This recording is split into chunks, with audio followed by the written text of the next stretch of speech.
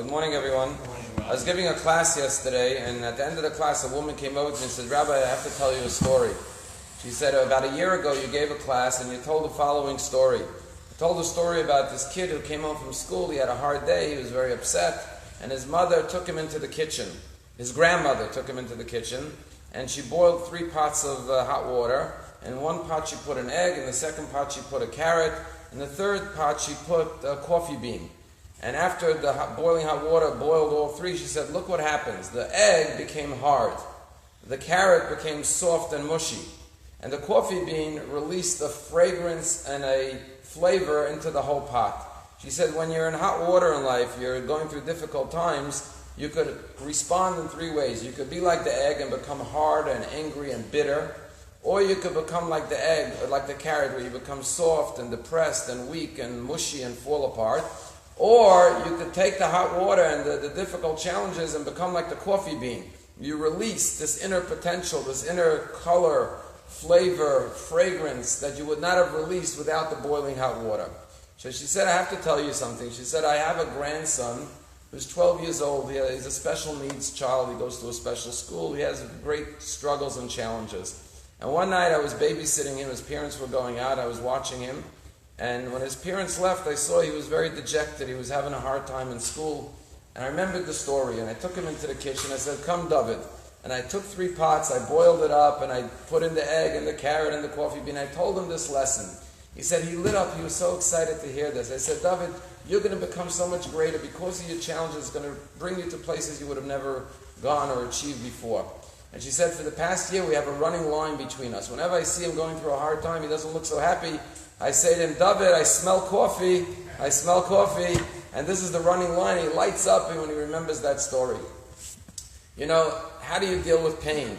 In this week's Parsha, Yaakov is about to die, and he calls his son Yosef to his deathbed, and he says, I have a last request. Promise me you'll take me to be buried in Hebron in the cave of Machpelah.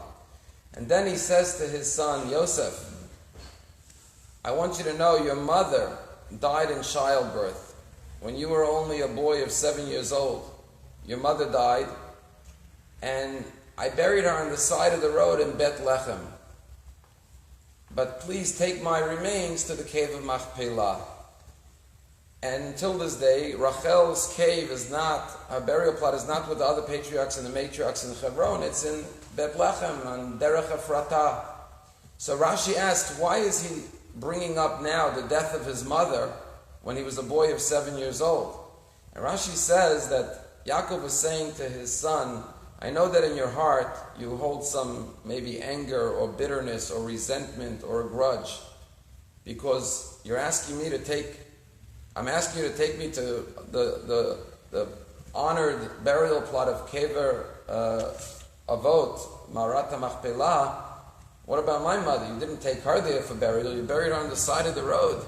Why didn't you give her the same honor you're asking me to give you? She says, I know you have that in your heart against me. However, you should know it wasn't my choice. Hashem told me to do that. Why? Because when the Jews would go into exile, when Nebuchadnezzar, the king of Babel, destroyed the temple in the year 586 BCE, the Jews were led as slaves into exile. And they passed the road where Rachel Imenu is buried. And we read in the Haftorah and Rosh Hashanah, the prophet Jeremiah says, Kol b'Rama nishma. There was a weeping, wailing cry in heaven. Rachel mevakal b'nei. Rachel's weeping for her children. Me'anali inachem. She refuses to be comforted or consoled by God. She says, how could you allow this to happen to my kinderlach? And Hashem says, okay,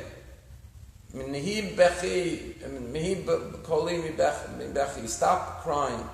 You will be answered. You will be rewarded. Your children will go back to the land of Israel. I will bring them back, which God did for the rebuilding of the second temple.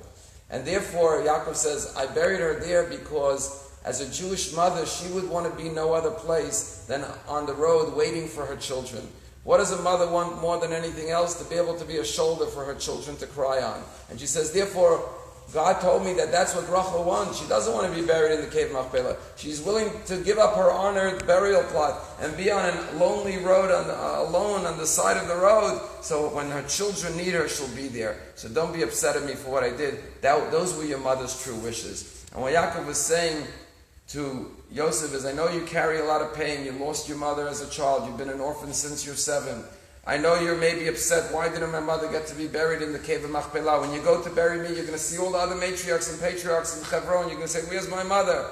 But that pain, you should turn it into pride. You should turn it into power and realize what a great mother you had, that she was willing to make the ultimate sacrifice to be buried on the side of the road, to be there for her children, because that's what Jewish mothers have always done from Rachel Imenu until our day and age.